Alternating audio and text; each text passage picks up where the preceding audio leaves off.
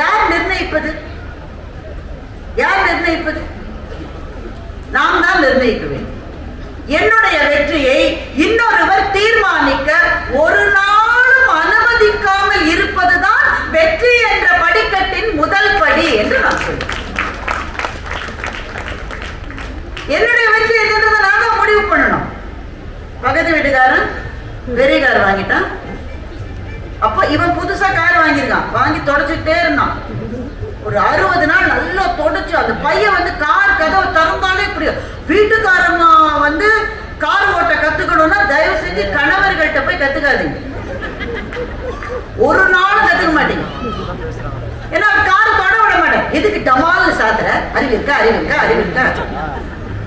அப்ப அப்படி அப்படி பார்த்துட்டு இருந்தார். ஒரு 60 நாள் கழிச்சு காரை கண்டுக்கவே மாட்டேங்கிறார். எப்ப அப்படி பார்த்துட்டு இருக்காரு, பணப்பெட்டியை பாதுகாப்பது போல காரை பாதுகாத்தாயே. இப்ப 60 நாள் கண்டுக்கிறதே இல்லை. என்னாச்சு? பக்கத்து வீட்டுக்காரன் பெரிய கார் வாங்கிட்டான். அப்ப இவரோட கார் இவருக்கு பிடிக்காம. அப்ப உன்னுடைய வெற்றி என்பதை அடுத்த வீட்டிலே இருப்பவர் முடிவு செய்தார் என்றால் அது வெற்றியே அல்ல.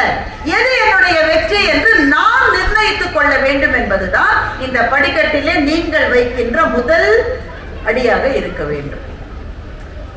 இரண்டாவது, இந்த வெற்றி என்பதை நீங்க முடிவு பண்ணிட்டீங்கன்னு வைங்களேன். நீங்க IAS தேர்வுக்காக படிச்சுட்டு இருக்கீங்கன்னு வைங்க. அப்ப உங்களுடைய வெற்றி என்பது அந்த தேர்விலே பெரிய வெற்றியை பெறுவது. நிறைய மாணவர்கள் இருக்கீங்க, அடுத்தடுத்து மேலே போக வேண்டும். நான் விரும்பிய கோர்ஸ் எனக்கு கிடைக்கணும், நான் மருத்துவர் ஆகணும், இல்ல நான் ஏரோநாட்டிக்கல் இன்ஜினியர் ஆகணும், நான் வந்து ஆர்டிபிஷியல் இன்டெலிஜென்ஸ் படிக்கணும், நீங்க எழுத்தாளராக வேண்டும் என்று எனக்கு ஆசை. அடுத்த முறை அடுத்த ஜனவரியில இந்த புத்தக திருவிழா நடக்கிற போது இங்க இருக்கிற ஒரு அரங்கில் என்னுடைய ஒரு புத்தகம் இடம்பெற வேண்டும் என்று ஒரு எழுத்தாளர் நினைத்தால் அது அவருடைய வெற்றிக்கான இலக்கு. ஒரு பேச்சாளர் ஒரு இலக்கை நிர்ணயித்துக் கொள்ளலாம். நான் அடுத்த ஆண்டு இந்த மேடைகளில் நான் பேச வேண்டும். ஐயா அவர்கள் தனக்கு வெற்றிக்கான இலக்காக அடுத்த ஆண்டு புத்தக திருவிழா நடக்கிற போது இந்த ஆண்டை விட விற்பனையை இன்னும் 10 விழுக்காடு அதிகமாக்கி காட்டுவேன், 20 விழுக்காடு அதிகமாக்கி காட்டுவேன். அது வெற்றியினுடைய இலக்கு. இப்படி அவர்களுடைய இலக்கை நீங்க நிர்ணயிச்சுக்கலாம். அதான் முதல் ஸ்டெப்புங்க. அந்த முதல் ஸ்டெப்ல ஏறின உடனே பல பிரச்சனைகள் வரும். உடனே வானத்திலிருந்து சில தேவ தூதர்கள் இறங்கி நம்ம அப்படியே தூக்கிட்டு போய் கடைசி ஸ்டெப், அதுல கதையில கூட நடக்குது. தமிழ் சினிமாவில் நடக்கும், ஒரே பாட்டுல பணக்காரன் ஆக முடியும். அதை தவிர வேற எங்கேயும் அது நடக்காது. ரெண்டாவது ஸ்டெப்ல வைக்கிற போது பிரச்சனை வரும். என்ன பிரச்சனை? பல பேர் அபிப்பிராயம் சொல்லும், அதைய செய்யற எவனுமே அதெல்லாம் இப்ப செய்யறது தெரியுமா உனக்கு? நண்பர்களே, நம்ம சுற்றி வருகிற கருத்துக்களை வாங்கிக் கொள்ளலாம். பரவாயில்லைங்க, நான் யோசிச்சு பார்த்துட்டேன், நான் இதைத்தான் செய்யலான்னு இருக்கேன். நல்லா யோசிச்சுக்கோ, நல்லதுக்கு சொல்றேன், நான் பார்த்துக்கோ அப்படின்னு நமக்கு பயம் வந்துடும். நான் எடுத்த முடிவு தப்பா? இப்போ ஒருத்தர் வந்து IT துறையில இருக்கான்னு வச்சுக்கோங்களேன், ஒரு இளைஞர் அதை விட்டு விட்டு தொழில் தொடங்குபவராக மாறுகிறார்னு வச்சுக்கோங்க. நான் ஒரு தொழில் முனைவோராக ஆக வேண்டும், எல்லாத்தையும் யோசிச்சாரு, எல்லாம் படிச்சு 1 year ரிசர்ச் பண்ணி பணம் எல்லாம் ரெடி பண்ற, எல்லாம் தயாரா இருக்கு. அந்த முடிவுக்கு போகிறதுக்கு முன்னாடி என்ன நடக்கும்னு நினைக்கிறீங்க? உறவுக்காரர்கள் இருந்து, அதுவும் அந்த அவர் ஏற்கனவே கல்யாணம் முடிச்சிருந்தா அந்த சைட்ல இருந்து எல்லாரும் வந்து பாத்துக்கப்பா, நான் சொல்றத சொல்லிட்டேன். பல பேர் 1 வருஷத்தையும் இழுத்து மூடிட்டாங்க, கேள்விப்பட்டியா நீ? இப்படி பல கருத்துக்கள் வரும். கருத்துக்களை மீறி சென்று விடலாம். அடுத்து விமர்சனங்கள் வரும். விமர்சனங்கள் வரும். இந்த விமர்சனம் வந்து சுடு சொல்லாக மாறும். உங்க ஜாதியை வச்சு, உங்க நம்பிக்கைகளை வைத்து, உங்கள் சித்தாந்தங்களை வைத்து, நீ ஒரு பெண் என்பதை வைத்து, இல்ல நீ ஏழை என்பதை வைத்து சுடு சொற்களாக விமர்சனங்கள் வர்ற போதுதான் நமக்கு கொஞ்சம் நம்ம செஞ்சது சரியா, பேசாம அங்கேயே இருந்திருக்கலாம், இதுல வந்து மாட்டிட்டோமா நாம என்ற எண்ணம் வரும். இந்த கட்டத்தை கடந்து யாரு எதுவும் சொல்லட்டும், எனக்கு என் கனவின் மீது நம்பிக்கை இருக்கிறது என்பவர்கள் தான் இந்த 2வது படியிலிருந்து 3வது படியில காலை வைக்க முடியும். எனவே உங்களிடம் நீங்கள் வடிவேல் ஒரு படத்தை கேட்பார்ல, உனக்கு உனக்குன்னு, அது மாதிரி நீங்க உங்ககிட்ட கேட்டுக்கீங்க, உனக்கு நம்பிக்கை இருக்கா உன் மேல? எனக்கு இருக்கிறது என்றால் மற்றவர்கள் அவர்கள் யார் எது சொன்னாலும் மீறி போயிடணும். எப்படி? ஒரு கதை சொல்றேன். ஒரு காடு, இந்த காட்டுல ஒரு கழுதைக்கும் ஒரு புலிக்கும் சண்டை வந்துச்சு. கழுதைக்கும் புலிக்கும் சண்டை வந்துச்சு. என்ன யாருமே பதில் சொல்ல மாட்டேன்றீங்க? என்ன சண்டை? கழுதை சொல்லுது, புல்லு இருக்குல்ல, புல்லு அதோட கலர் என்னன்றதுல சண்டை. கழுதை சொல்லுது நீல நிறமாக இருக்கிறது புல். புலி சொல்லுது, அறிவு இருக்கா உங்களுக்கு? நல்ல கண்ணை தெரிஞ்சுப்ப, புல்லு பச்சை கலர். கழுதைக்கு ரொம்ப கோவம் வந்துருச்சு. யார் சொன்னது? நான் சொல்லுகிறேன் நீல நிறம் என்று, பச்சை நிறம் என்று சொல்லுகிறேன். நீ யார்? உன் குலம் என்ன? உன்னுடைய ஜாதி என்ன? நீ எப்படி அப்படி சொல்லலாம்? ரெண்டு பேருக்கும் சண்டை. அப்ப என்ன செய்யறாங்க? சிங்கம் தான் அரசு. சிங்கத்திட்ட வந்து நீதி கேட்பதற்காக போறாங்க. சிங்கராஜா அங்க உட்கார்ந்துருக்காரு. அந்த கடைசியில பலூன் வச்சுட்டு இருக்காரு ஒரு தம்பி, அந்த இடத்துல உட்கார்ந்துருக்காரு ஒரு சிம்மாசனத்துல. இங்கிருந்து போகும்போதே கழுதை சொல்லுகிறது, சிங்க அரசரே, இந்த புலியை நீங்கள் கண்டிக்க வேண்டும். இந்த புல்லின் நிறம் பச்சை என்று இந்த புலி சொல்லுகிறது. நீங்கள் சொல்லுங்கள் நீல நிறம் என்று நான் சொல்லுகிறேன். சரியான தீர்ப்பை வழங்குங்கள். சிங்கராஜா அங்கிருந்து சொல்லிட்டாரு, நீங்க இவ்வளவு தூரம் வந்து இவ்வளவு தூரம் நடந்து கஷ்டப்பட வேண்டாம். நான் தீர்ப்பை இப்போதே சொல்லுகின்றேன். புல்லின் நிறம் நீலம்தான் என்று சிங்கராஜா சொன்னார். கழுதைக்கு சந்தோஷம் தாங்கல. பத்தியா பத்தியா பத்தியா தீர்ப்பு எனக்கு வந்துருச்சு பத்தியா. சிங்கராஜா, என்னிடம் இவ்வளவு நேரம் விவாதம் செய்த இந்த புலிக்கு தண்டனை கொடுங்கள். சிங்கராஜா அங்க என்ன சொல்றாரு? ஆமாம், புலிக்கு தண்டனை தருகிறேன். நீ 6 மாசம் கர்ஜிக்கவே கூடாது, இதுதான் உனக்கு தண்டனை. Case dismissed. கழுதை சந்தோஷமா போயிருச்சு. இந்த புலி சொல்லிச்சு, 6 மாசம் நான் கர்ஜிக்க வேணாம்னு சொன்னீங்க, அந்த தீர்ப்புக்கு நான் கட்டுப்படுறேன். ஒரே ஒரு கேள்வி கேட்கலாமா? சிங்கராஜா சொன்னா, கேளு. இந்த புல்லினுடைய நிறம் என்ன? பச்சை தான். அடப்பாவி, இப்பதான நீலம்னு சொல்லி தீர்ப்பு கொடுத்தீங்க. நீங்க தீர்ப்பு கொடுத்தது கூட பரவாயில்ல, தண்டனையை எனக்கு கொடுத்தீங்களே, எதுக்கு? உனக்கு எதுக்கு தண்டனை கொடுத்தேன்னு நினைக்கிற நீ? கழுதையோடலாம் ஆர்கியூ பண்ணிட்டு இருக்கிய.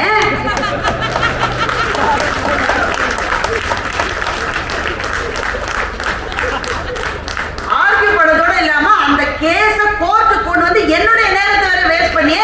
தண்டனை அதுக்கு தான். கழுதை ஒரு சாதாரண உயிரினம், புலி பெரிய, அப்படி அதை பார்க்க கூடாது. குறியீடுகள் தேவையில்லாமல் யாராவது நம்மிடம் வந்து அவர்களுடைய கருத்துக்களை திணிக்கிற போது அவங்க கிட்ட, இப்போ நம்முடைய சோசியல் மீடியால அதுதான் நடந்துட்டு இருக்கு. கடுமையான போர்கள். கடைசியில் எதற்கு என்று பார்த்தால் நம்முடைய நேரத்தை தின்கிற விவாதங்களாக அந்த விவாதங்கள் மாறிக்கொண்டே இருக்கின்றன. இப்ப இதிலிருந்து மீண்டு எது என்னுடைய பாதையோ அந்த பாதையில நான் கால் வைப்பேன் என்று யார் அந்த 3வது படிக்கு போகிறார்களோ அவர்கள் தேவையில்லாமல் விமர்சனம் சொல்லுகிறவர்களை 2வது படியிலே விட்டு விட்டு 3வது படியிலே ஏறுகிறார்கள் என்பதனால் அவர்கள் வெற்றி என்ற இலக்கை நோக்கி சென்று கொண்டிருக்கிறார்கள். 4வது விஷயம், நேற்றைக்கு மாற்றம் அறக்கட்டளை என்று ஒரு அறக்கட்டளை இருக்கிறது. தமிழகம் முழுவதும் கல்லூரி படிப்பை படிக்க விரும்பி +2ல கொஞ்சம் நல்ல மதிப்பெண்கள் வாங்கி ஆனால் அந்த தொகையை செலுத்த முடியாத ஏழை குழந்தைகளை தேர்ந்தெடுத்து அவங்க அந்த 4 வருஷமோ 3 வருஷமோ கிராஜுவேஷன் முடிக்கிற மட்டும் அவங்களுக்கு சப்போர்ட் பண்ற அறக்கட்டளைகள் தமிழகத்தில் நிறைய இருக்கு. அதிலே மாற்றம் அறக்கட்டளை என்பது ஒரு அறக்கட்டளை. அவர்கள் நடத்திய ஒரு நிகழ்வுக்கு என்னை பேச கூப்பிட்டிருந்தார். அந்த அறக்கட்டளையிடம் பண உதவி வாங்கி கொண்டு படிக்கிற மாணவர்கள், ஏற்கனவே படித்து முடித்து இப்ப வேலைக்கு போய்விட்ட இளைஞர்கள் எல்லாரும் இருந்தாங்க. இப்ப நான் பேச போறேன், நான் காத்துட்டு இருக்கேன்.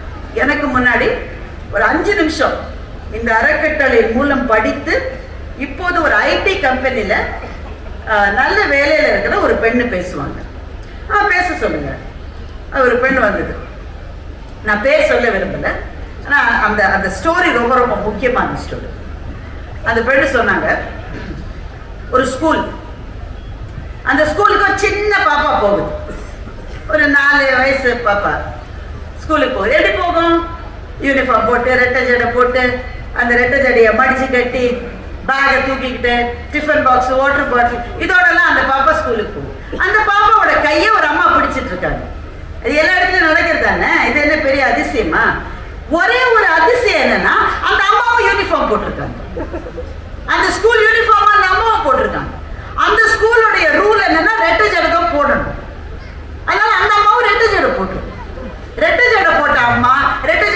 பாப்பா, யூனிஃபார்ம் போட்ட அம்மா, யூனிஃபார்ம் போட்ட பாப்பா, பேக சுமந்து இருக்கிற பாப்பா, பேக சுமந்து இருக்கிற அம்மா, இவங்க 2 பேரும் ஸ்கூலுக்கு போறாங்க. அந்த பாப்பா நினைக்குது, எனக்கு மட்டும் ஏன் இப்படிலாம் நடக்குது? எல்லாரோட அம்மாவும் அவங்கவுங்க பாப்பாவை ஸ்கூல்ல விட்டு வீட்டுக்கு போயிடுறாங்க. எங்க அம்மா மட்டும் என்ன கிளாஸ்ல விட்டுட்டு அவங்களும் போய் இன்னொரு கிளாஸ்ல உட்காந்துக்கிறாங்களே, எனக்கு மட்டும் இப்படி எல்லாம் ஏன் நடக்குதுன்னு அந்த பாப்பா நினைக்குது. அப்படின்னு சொல்லிட்டு அந்த பொண்ணு சொன்னா, இந்த கதையிலே வருகிற பாப்பா நான் அல்ல, ஆனால் இந்த கதையிலே வருகிற அம்மா நான் தான் என்று அவர் சொன்னார். இப்ப நான் கொஞ்சம் நிமிர்ந்து உட்கார்ந்தேன். இது கொஞ்சம் வித்தியாசமானதா இருக்கு. ஏன்னா அந்த பெண்ணை பார்த்தாலே சின்ன பொண்ணு மாதிரி தான் இருக்கு. இப்பதான் ஐடி துறையில வேலையில சேர்ந்திருக்கா. போன வருஷம் தான் படிப்பை முடிச்சிருக்காங்கன்னா 4 வயசு பாப்பா 5 வயசு பாப்பால இடிக்குது இல்ல நமக்கு. இது எப்படி இவ அம்மாவை ஆக முடியும்? அந்த பெண் தன்னுடைய கதையை சொன்னார். 10ஆம் வகுப்பு படிச்சுட்டு இருக்கா அந்த பொண்ணு, 15 வயசு. அவங்க வீடு முழுக்க லைட் போட்டு அலங்காரம் செய்திருக்கிறார்கள். வாசல்ல வாழை மரம் கட்டியிருக்காங்க. உறவுக்காரங்க அத்தனை பேரும் வந்திருக்காங்க. வீடு முழுக்க மகிழ்ச்சி ததுப்பி கொண்டிருக்கிறது. தனக்கு புது ட்ரெஸ் எல்லாம் வாங்கி கொடுத்ததுனால இந்த பொண்ணு, இந்த 15 வயசு பொண்ணு சந்தோஷத்துல குதிச்சுட்டு இருக்கா. திடீர்னு அந்த பொண்ணு அவங்க தாத்தா கூப்பிட்டு விடுறாங்க, தாத்தா பாட்டி கூப்பிட்டு விடுறாங்க. இவங்க எதுக்கும் கூப்பிடுறாரு, இவ போறா. திடீர்னு தாத்தா அந்த பொண்ணோட காலில் விழுறாரு. அந்த பொண்ணோட காலில் விழுறாரு தாத்தா. தாத்தா தாத்தா என்ன என் காலில் நீங்க விழுறீங்க, என்ன தாத்தா செய்றீங்க? என் மானமே உன் கையில தாம்மா இருக்கு. என்ன ஆச்சு? நாளைக்கு உங்க அக்காவுக்கு கல்யாணம், சொந்த மாமனுக்கு அவளை கட்டி கொடுக்கறதா நாங்க திட்டம் போட்டு எல்லாத்தையும் கூப்பிட்டாச்சு, பத்திரிக்கை அடிச்சாச்சு, எல்லாமே செஞ்சாச்சு. இன்னைக்கு உங்க அக்கா ஓடி போயிட்டாம்மா. யாருடைய அக்கா ஓடி போயிட்டால? அதெல்லாம் ஒண்ணு இருக்காது. கல்யாணத்துக்கு யாரையும் இன்வைட் பண்ண போயிருப்பா, வந்துருவா. பியூட்டி பார்லருக்கு போயிருக்கா, வந்துருவா. இல்ல ஓடி போயிட்டா, லெட்டர் எழுதி வச்சுட்டு ஓடி போயிட்டா. அப்ப நான் என்ன தாத்தா செய்யறேன்? என் மானத்தை காப்பாத்தணுமா, நீ உங்க மாமனை கட்டிக்கணும்னு அந்த பொண்ணுட்டு சொல்லுங்க. 15 வயசு. இது சட்டத்துக்கு புறம்பானது, போலீஸ்க்கு போயிடணும் எல்லாம் ஒரு பக்கம் இருக்கட்டும். அந்த பொண்ணுக்கு என்ன செய்யணும்னு தெரியல. போலீஸ்க்கு போகலாம், சமூக சேவகர்கள் கேள்விப்பட்டால் வந்து கல்யாணத்தை நிறுத்திருப்பாங்க. ஆனா எதற்குமே டைம் கொடுக்கல அந்த பொண்ணுக்கு. எங்க மானத்தை காப்பாத்துன்னு அப்பா அம்மா தாத்தா பாட்டி ஒரு 15 வயசு பொண்ணோட காலில் விழுந்தா அந்த பொண்ணு என்ன செய்யணும் சார் நினைக்கிறீங்க? பதில் சொல்லவே முடியல. அவ முழிச்சு பார்க்கறதுக்குள்ள கல்யாணம் முடிஞ்சிருச்சு. 15 வயசு. அந்த மாமா என்பவர் அம்மாவினுடைய தம்பி அல்ல, அம்மாவினுடைய அண்ணா. அப்ப என்ன ஏஜ் டிஃபரன்ஸ் யோசிச்சு பாருங்க. இந்த பொண்ணு ஒன்னே ஒண்ணுதான் கேட்டா, ஸ்கூலுக்கு போகணும். கல்யாணம் ஆன பிறகு சொல்ற, நாளைக்கு ஸ்கூல் இருக்கு. அவங்க அம்மா சொல்றாங்க, இப்ப பாரு உனக்கு ஒரு பெரிய அட்வான்டேஜ் உனக்கு. ஏன்னா மாமியார் மாமனார் வந்து யாரு, பாட்டி தாத்தா தான் மாமியார் மாமனார். அதனால நீ நினைச்சதெல்லாம் செய்வாங்க அப்படின்னு சொல்லிட்டு அம்மா கிளம்பிட்டாங்க. பாட்டி தாத்தாவும் எங்க மானத்தை நீ காப்பாத்தினம்மா, நல்லா இருப்ப, உன் சொந்த மாமன் தானே, அவன் உன்னை பாத்துக்குமா, அவங்களும் கிளம்பிட்டாங்க. இந்த பொண்ணுக்கு என்ன புரிஞ்சுதுன்னா, இனிமே ஸ்கூலுக்கு போக முடியாதுன்றது புரிஞ்சு அவளை அனுமதிக்கல. 4 வருஷம் ஓடி போச்சு. பாப்பா பிறந்துருச்சு. பாப்பாக்கே 4 வயசு ஆன பிறகு இந்த பெண்ணு ஒரு முடிவை எடுக்கிறா. இதே மாதிரி இருந்துட்டு என் வாழ்க்கை முடிஞ்சிடும், நான் அழுதுட்டே இருக்கலாம். என்னை எப்படி சிக்க வச்சுட்டாங்களே, எங்க அக்கா பாவி எங்க போனாலும் இந்த நிலைமை எனக்கு கொடுத்துட்டு போயிட்டாலே, நான் படிக்கலையே, நான் அது செய்யலையே, புலம்பிட்டே இருந்திருக்கலாம். நண்பர்களே, இந்த இடத்துல கொஞ்சம் நான் நிறுத்துறேன். சில சமயம் வாழ்க்கை நம்ம இப்படித்தான் கீழே தள்ளுகிறது. அந்த பொண்ணுக்கு நடந்ததுக்கு அந்த பொண்ணு எந்த விதத்திலே பொறுப்பா? எந்த விதத்துல அவ பொறுப்பா? அவளுக்கு என்ன நடந்தது தெரிவதற்குள்ளே வாழ்க்கை அவளை வேறு தடத்துக்கு அழைத்து சென்று விட்டது. இப்ப அவன் என்ன செஞ்சிருக்கான்? அவள் முன்னால் 2 பாதைகள். ஒரு பாதை, என் தலையில இப்படி எழுதிட்டானே, எனக்கு எல்லாம் போச்சு என்று புலம்பிக் கொண்டே அவ ஒரு 70 வயசு 80 வயசு மட்டும் வாழ்ந்துட்டு போயிருக்கலாம். இது ஒரு பாதை. அவள் முன்னே இன்னொரு பாதை இருந்தது. நடந்துருச்சு, இது நிகழ்ந்து விட்டது, ஆனா நான் இப்படியே விழுந்தே இருக்க மாட்டேன், நான் இதை மாற்றுவதற்கு என்ன செய்ய வேண்டும் அந்த பொண்ணு யோசிச்சு என்ன செய்தாள். அந்த பொண்ணை சொல்றா, அவ படிச்ச ஸ்கூல்லயே போய் கேட்டா, நான் திரும்ப +1ல சேர்றேன், அவங்க ரொம்ப கேப் இருக்கேன், 4 வருஷம் கேப் ஆயிருச்சேன், எப்படி சேர்த்துக்கிறதுன்னு அந்த ஸ்கூல்ல யோசிச்சாங்க. திரும்ப திரும்ப திரும்ப திரும்ப திரும்ப போய் கேட்டிருக்கோம். சரி சேர்ந்துக்க. நான் மட்டும் இல்லை, என் பாப்பாவுக்கு அட்மிஷன் வேணும். பாப்பாவுக்கு கேஜி கிளாஸ், அம்மாவுக்கு +1. இதனாலதான் 2 பேரும் ஒரே யூனிஃபார்ம் போட்டு 2 பேரும் 2 ஷர்ட்டை போட்டு கிளாஸுக்கு போயிருக்காங்க. +1 +2 படிச்சு முடித்த பிறகு இந்த அறக்கட்டளைக்கு போன் பண்ணி கேட்டிருக்கா. என்ன காரணம்னா, எந்த காலேஜிலுமே நடுவுல 5 வருஷம் கேப் இருந்தா அட்மிஷன் கொடுக்க மாட்டாங்க. எக்ஸ்பிளைன் த கேப் என்று கேட்பார்கள். இங்க இளைஞர்கள் நிறைய பேர் இருக்கீங்க, உங்களுக்கு நான் சொல்றேன். சில சமயம் இரு கையில இருக்கிற வேலையை விட்டுட்டு எனக்கு சினிமா பிடிச்சிருக்கு, எனக்கு அது பிடிச்சிருக்கு எல்லாம் போயிட்டு, இல்ல பிசினஸ் ஆரம்பிக்கிறேன்னு போயிட்டு ஒரு 4-5 வருஷம் கழிச்சு திரும்பி வந்து வேலை கேட்டா எல்லாருமே ரெஸ்யூமேல கேப் இருந்தா அது கொஞ்சம் யோசிப்பாங்க. 4 வருஷம் என்ன செஞ்சீங்க என்ற கேள்வி வரும். இந்த வேலைக்கு அதே கேள்விதான் வந்திருக்கு. நடுவுல கேப் இருக்கேன். இப்ப இந்த மாற்றம் அறக்கட்டளை போய் இந்த பெண்ணுக்காக பேசி அவளுக்கு அட்மிஷனை வாங்கி கொடுத்துருக்காங்க. காலேஜுக்கு போயிருக்காங்க. காலேஜுக்கு போய் 4 வருடம் படித்திருக்கிறாள். என்ன அந்த வாழ்க்கையை கொஞ்சம் யோசிச்சு பாருங்க. நிறைய இளைஞர்கள் இருக்கீங்க. அந்த பொண்ணை யாரும் சேர்த்திருப்பாங்களா தப்பு கூட? ஏன்னா எல்லா கேர்ள்ஸும் ஜாலியா இருக்காங்க, விதவிதமா நல்ல ட்ரெஸ் போடுறாங்க. அந்த that guy sent me a message அப்படி தமிழ்ல சந்தோஷமா பேசிக்கிறாங்க. காதல்ல இருக்காங்க சில பேர், ரிலேஷன்ஷிப்ல இருக்காங்க சில பேர். இவளுக்கு எதுவும் கிடையாது.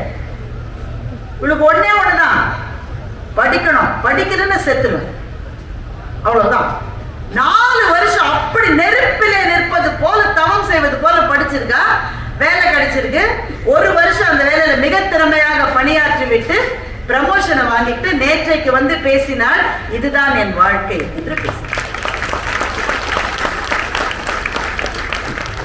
உண்மையிலேயே அந்த பொண்ணு எனக்கு ரொம்ப சின்ன பொண்ணு தானே. அந்த பொண்ணை நிறுத்தி வச்சு, அம்மா எனக்கு ஒரு ஆட்டோகிராஃப் கொடுமா என்று அவளிடம் கேட்க வேண்டும் என்று நான் ஆசைப்பட்டேன். இப்போ இது முக்கியமான 4வது படி, வெற்றி என்ற மாடிப்படியிலே. என்னவென்றால் எல்லாமே நமக்கு நல்லதா நடக்காது.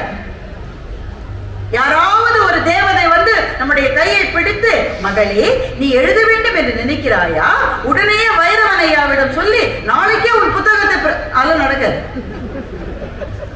நடக்காது. ஃபேண்டசிஸ்ல தான் நடக்கும். ஹாரி பாட்டர் கதையில தான் ஒரு தொடக்கத்துல ஏறி பறக்க முடியும். வாழ்க்கையில தொடக்கத்தை வச்சு பெருக்க தான் வேணும். நம்ம ஃபேண்டசிஸ்ல தான் அது நடக்கும். அப்போ வாழ்க்கை சில சமயம் கீழே தள்ளி விடுகிறது. எழுந்து நிற்கின்ற போது நமக்கு முன்னே 2 பாதைகள் இருக்கிறது. ஒன்று, இதை வாங்கி கொண்டு இதுதான் தலைவிதி என்று சகித்துக் கொண்டு, சபித்துக் கொண்டு, புலம்பிக் கொண்டு அந்த பாதையிலேயே தொடர்ந்து இருப்பது. இல்லை என்றால் இது எனக்கு பிடிக்கல, நான் மாற்றுவேன் என்று இன்னொரு பாதையில் போகும். நேற்றைக்கு பேசின அந்த பெண் அந்த 2வது சாய்ஸை எடுத்தார். வெற்றிதான் நமக்கு வேண்டும் என்றால் அது நமக்குள்ளே இருக்கிறது. நான் சொன்னேன்ல, ஏன் அது நமக்குள்ளே இருக்கிறது என்றால் நம்முடைய பாதையை நாம் நிர்ணயம் செய்ய வேண்டும். ரொம்ப முக்கியம். சில விஷயங்களை மாற்றவே முடியாத விஷயங்களை கூட மாற்றுகிற ஆற்றலை நமக்கு இந்த பிரபஞ்சம் கொடுக்கும். ஆனா முடிவெடுக்க வேண்டியது நீங்கள் தான். நீங்கள் முடிவை எடுத்தால் பிரபஞ்சம் அந்த ஆற்றலை கொடுக்கும். 5வது விஷயம், இந்த உலகத்துல எவ்வளவு வெற்றியாளர்கள் இருக்காங்கல்ல, நிறைய பேர். உங்க ஒவ்வொருவருக்கும் யாரோ ஒரு வெற்றியாளரை தெரியும்.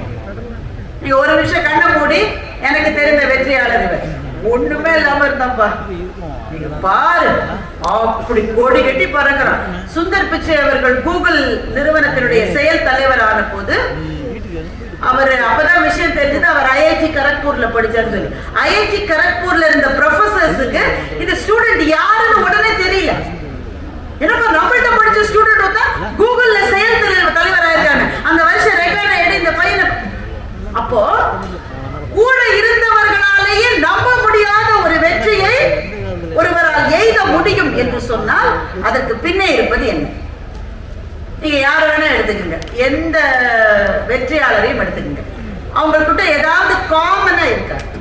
பொதுவாக என்ன இருக்கிறது? எதுவுமே கிடையாது. ஒருத்தர் அமெரிக்கரா இருப்பாரு, ஒருத்தர் இந்தியரா இருப்பாரு, ஒருத்தர் ஹிந்தி பேசுவாரு, ஒருத்தர் தெலுங்கு பேசுவாரு, ஒருத்தர் தமிழ் பேசுவாரு. மதம், ஜாதி, நாடு, இனம், குடும்ப சூழல். சில பேர் பணக்கார வீட்டுல பிறந்திருப்பாங்க, எதுவுமே அவர்களுக்கு காமனா இருக்காது. ஆனா ஒன்றே ஒன்று காமனா இருக்கும். என்னவென்றால் டிசிப்ளின், ஒரு கட்டுப்பாடு, வாழ்க்கையை பற்றி ஒரு கட்டுப்பாடு. இப்ப அவர் சொன்னாரு 5 நிமிஷம் பிராணாயாமம் பண்றதுல உங்களுக்கு என்ன கஷ்டம் வந்துடும், அந்த கஷ்டம் எங்களுக்கு தான் இருக்கு. 5 நிமிஷம் தான் சொல்றாரு. 5 நிமிஷம் பண்ணுங்க, தனுராசனம் பண்ணுங்க, ரெண்டுத்துக்கும் சேர்த்து 10 நிமிஷம் தான். இப்ப உடனே நாம எல்லாம் நினைப்போம், இப்போ இந்த மருத்துவர் சொல்லிவிட்டார், நாளைக்கு காலையில ஒரு 10 நிமிஷம் நான் இதை செய்யலைன்னா என் பேரையே நான் மாத்தி காட்டுறேன். இந்த உறுதி எல்லாரும் எடுத்துப்போம்ல. இப்பதான் புத்தாண்டு வந்திருக்கு, அவங்க டைரியில எழுதி வச்சிருக்கான், நாளை everyday I will walk for 40 minutes. ஆனா ஒண்ணு மட்டும் நினைவு வச்சுக்கோங்க, எழுதுறவன் நடக்க மாட்டான், நடக்கிறவன் எழுத மாட்டான். உடனே நியூ இயர் ரெசல்யூஷன் சில பேர் நீளமா 10 எழுதி வாட்ஸ்அப்ல வேற போடணும். நான் கேட்டேன் போன வருஷம் ரெசல்யூஷன் எங்கன்னு கேட்டேன், அதே 10 தான், ஆனா செய்யல. அதனால இந்த வருஷம் ரெசல்யூஷன் எடுத்துருக்கேன். அப்போ இவன் சொல்லிட்டாரு, நம்ம எல்லாம் இன்னைக்கு போயிட்டு தூங்கிட்டு காலையில 10 நிமிஷம் இல்ல 10 நிமிஷம் தானே, எவ்வளவு கம்மி. 24 மணி நேரத்துல என்னென்ன செய்யறோம் நாம. நம்ம வாட்ஸ்அப் பக்கம் போற நிறுத்தினாலே நமக்கு ஒரு நாளைக்கு 3 மணி நேரம் கிடைக்கும்ல. என்னென்ன அக்கப்போர் எல்லா எல்லாருடைய போன்லயும் வாட்ஸ்அப் இருக்குங்க. வாட்ஸ்அப்ல ஃபேமிலி குரூப் ஒன்று இருக்கும், கொஞ்சம் கூட விளங்காத குரூப் எதுனா அதுதான். ஏன்னா எல்லாரும் இருப்பாங்க, அவனு தவறு சொல்ல, எல்லாரும் இருப்பாங்க. பிறந்த நாள், ஒருத்தருக்கு பிறந்த நாள்னா ஒவ்வொருத்தரா வாழ்த்துவாங்க, அப்புறம் ஒருத்தருக்கு திருமண நாள்னா எல்லாரும் வாழ்த்துவாங்க. இப்போ அந்த வாட்ஸ்அப் குரூப்ல இளைஞர்களும் இருப்பாங்க, ஏன்னா அம்மா அப்பா அதை எச்சரிச்சு அதை சேர்த்திருப்பாங்க. கசின்ஸ் அதெல்லாம் தனியா ஒரு வாட்ஸ்அப் குரூப் வச்சிருக்கோம். இந்த வாட்ஸ்அப் குரூப்ல இருக்கவே முடியலடி, போர் தாங்கலன்னு அது தனியா ஓடிட்டு இருப்பாங்க. சகோதரிகளுக்குள்ள ஒரு வாட்ஸ்அப் குரூப் இருக்கு, ஆனா எனக்கு தெரிஞ்சு சகோதரர்களுக்குள்ள வாட்ஸ்அப் குரூப்பே கிடையாது. உண்மையா சொல்லுங்க, பிரதர்ஸ்குள்ள வாட்ஸ்அப் குரூப், சகோதரிகளுக்குள்ள கட்டாயம் இருக்கும். என்ன டிஃபன் செஞ்ச, என்ன வழக்கம் போல உப்புமா தான். ஏன் அத்தான் இப்படி கொடுமைப்படுத்துற, இந்த உப்புமாவே அவருக்கு ஜாஸ்தி. இப்படி அவனை ஓடிட்டு இருக்கோம். அவ என்ன செஞ்சா, இவ என்ன செஞ்சா, அந்த கல்யாணத்துக்கு நீ என்ன ட்ரெஸ் போட போற, திரும்ப பச்சை சாரியா, போன கல்யாணத்துக்கு பச்சை தானே போட, ரொம்ப முக்கியம். இப்போ இந்த அக்க போரை குறைத்தாலே இந்த 10 நிமிஷம் கிடைச்சிருந்தானே. இவர் கேட்டது 10 நிமிஷம் தானே கேட்கிறாரு. ஒரு டாக்டர் இங்க இருந்து 1 மணி நேரம் பேசியிருக்காரு. நாங்களும் போய் உட்காருவோம் பிராணாயாமம். பிராணாயாமம் எப்படி எல்லாம் செய்யணும் பார்த்தேன். உட்கார்ந்த உடனே ஒரு போன் வருமா வராத, நாங்க வேற ரஞ்சிதமே டியூனை செட் பண்ணிட்டோம். அது காத்துது ரஞ்சிதமே. உடனே வீட்டுக்காரர்கிட்ட யாருன்னு பாருங்க. அவர் சொல்றாரு, நான் பார்க்க மாட்டேம்மா, உன் போனை நான் பார்க்கவே மாட்டேன். ஏன்னா லவ் டுடே படத்தை இப்பதான் அவர் பார்த்துருக்கு. உடனே பையன், நீயாவது பார்த்து சொல்ல, அம்மா நம்ம வீட்டுல வேலை செய்யறாங்களா அந்த பணிப்பெண் பேசுறாங்க, எந்த போன் பிரதமரே போன் பண்ண கூட நீங்க எடுக்காம இருக்கலாம், ஆனா பணிப்பெண் போன் பண்ணா எடுத்தே ஆகணும். உடனே எடுத்து என்ன நான் இன்னைக்கு வரலமா, வரலையா போச்சா. இந்த அக்க போரெல்லாம் உடனே வீட்டுக்காரர் சொல்லுவார், நான் அப்பவே சொன்னேன் அந்த அம்மா கொஞ்சம் சம்பளத்தை ஜாஸ்தி பண்ணி கொடு, நீ கொடுத்துருந்தா லீவ் போட்டிருக்காரு. சம்பளத்தை ஜாஸ்தி பண்ண மாட்டேன், லீவ் பண்ண மாட்டாங்க. இந்த சொல்யூஷன் பண்ணாதீங்க, நீங்க வந்து பாத்திரத்தை தேய்ங்க. இந்த போரெல்லாம் கூட 1 hour ஆயிடுச்சு. சரி இப்பவாது பிராணாயாமம் செய்யலாமா. உட்கார்ந்தானே பையன் சொல்லுவான், இன்னைக்கு இவர் வர சொல்லிட்டாரு ஃப்ரிட்ஜ்ல மாவு வைக்க கூடாது. அம்மா டிஃபன் என்ன இன்னைக்கு, இனிமேதான் நான் உளுந்த ஊற போட்டு அரிசி ஊற போட்டு அரைச்சு. நேரம் என்பது நண்பர்களே கையிலே அள்ளிய தண்ணீர் மாதிரி கரைந்து கொண்டே போகும். கையில அள்ளிய தண்ணீரை எவ்வளவு நேரம் நான் வைக்க முடியும். கையை உறுதியா வச்சிருக்கேங்க, உறுதியா கையை வச்சிருக்கேன். எதுவுமே வெளியில விழக்கூடாதுன்ற உறுதியோட அப்படி இறுக்கி வச்சிருக்கேன். ஆனாலும் கையில அள்ளிய தண்ணீர் அப்படியே கையை விட்டு கரைந்து போவது போல காலம் நம்மை விட்டு கரைந்து போய்கொண்டே இருக்கிறது. வெற்றியாளர்கள் என்ன செய்கிறார்கள் என்றால் எல்லாவற்றையும் செய்வது இல்லை. நம்ம நினைச்சிட்டு இருக்கோம் ஜெயிக்கிறவன் எல்லாத்தையும் செய்யறான்னு. தவறு.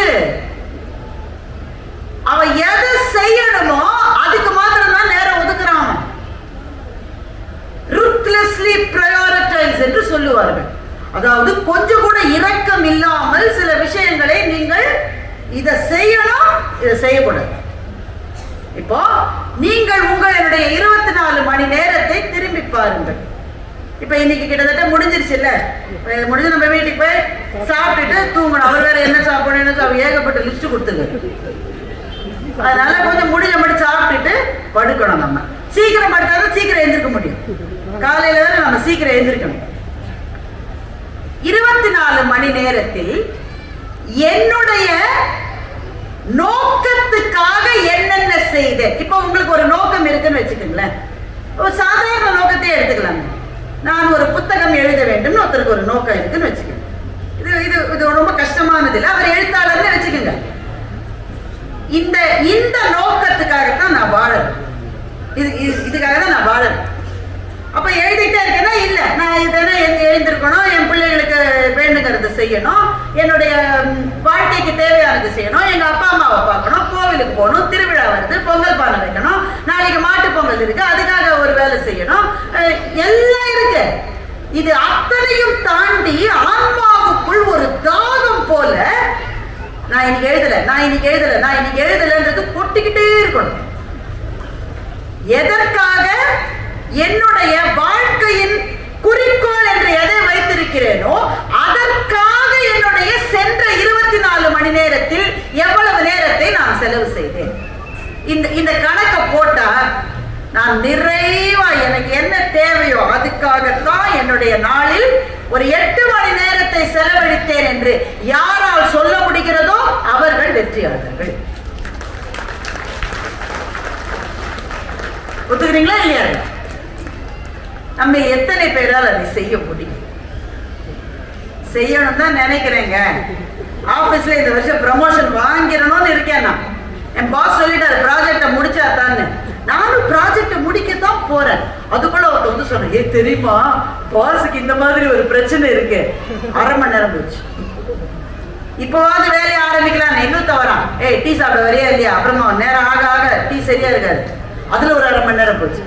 இப்போ நேரம் அப்படியே விரைந்து விரைந்து விரைந்து நம்மிடமிருந்து நழுவி செல்லுகிறது. நம்ம மற்றவர்கள் எல்லாம் குறை சொல்லிட்டே இருக்கோம். ஆனா வெற்றியாளர்களுக்கு இருக்கிற மிக மிக மிக அவசியமான ஒரு பண்பு என்னவென்றால், அந்த கொக்குக்கு ஒன்றே மதின்னு சொல்றாங்க. அது போல எது என்னுடைய குறிக்கோளை அதற்காகத்தான் அவர்களுடைய ஆன்மா துடித்துக் கொண்டே இருக்கும். இன்னைக்கு செய்யவே முடியல, நேரம் 10 மணி ஆயிடுச்சு, இரவு ஆயிடுச்சு, நான் 1 hour எழுதணும்னு நினைச்சேன், முடியல என்றால் நான் தூங்குகிற நேரத்திலிருந்து கடன் வாங்கி எவன் எழுதுகிறானோ அவன் தான் வெற்றியாளனாக மாறுவான். நீங்க சில பிள்ளைகள்கிட்ட சொல்லி பாருங்க, ரொம்ப தூக்கம் வருது மம்மி, படிக்கவே முடியல அம்மா என்னால. சரி காலையில எந்திரிச்சு படி. எத்தனை மணிக்கு? 5 மணி. 5 மணிக்கா அப்படின்ற 5 மணிக்கு. அது காரணம் என்னன்னா அம்மாவே 6:30 மணிக்கு தான் எழுந்திருக்குது. நீ அலாரம் வச்சிருமா, நீ அலாரம் வச்சிரு, கரெக்டா நான் எந்திரிப்பேன் அப்படின்பா. இந்த அலாரம் வச்சு அதுல ஸ்னூஸ் வேற ஒண்ணு கண்டுபிடிச்சிருக்கான், அதையும் வச்சிருக்கான் அந்த அம்மா. அவன் 5 மணிக்கு எழுப்ப சொன்னான்னு இது 4:30 எந்திரிச்சு பால் எல்லாம் காய்ச்சி எந்திரிடா எந்திரிடா படிக்கிறேன்னுடா போமா அப்படின்னு இந்த பக்கம் உதைக்கிறான். ஏன்னா அப்பா அந்த பக்கம் தான் படுத்திருக்காரு. அப்போ நான் அதை செய்யறேன், இந்த நேரத்துல செய்யறேன், இவ்வளவு நேரத்துக்கு செய்யறேன் என்று நாம் பெருமை பாராட்டுகிறோமே தவிர மனம் அதிலே இல்லை. மனம் அதிலே இல்லை. I will work out. நான் வாக்கிங் போறேன்னா போவேங்க, ரன்னிங் போறேன்னா போவேன் என்கிறவன் வீட்டுல எந்த பிரச்சனை இருந்தாலும் போவோம். எந்த பிரச்சனை, அவன் இன்னைக்குதான் மழை வர மாதிரி இருக்குன்னு பாதி மழையே இல்லை, மழை லேசா வர மாதிரி இருக்கு, போக மாட்டோம். இப்போ அந்த உறுதி என்பது இருக்கிறது அல்லவா, நம்முடைய நேரத்தின் மீது நமக்கு இருக்கிற கட்டுப்பாடு இருக்கிறது, அதுதான் வெற்றியாளர்களை ஒருங்கிணைக்கிறது என்று நாம் சொல்லுவோம்.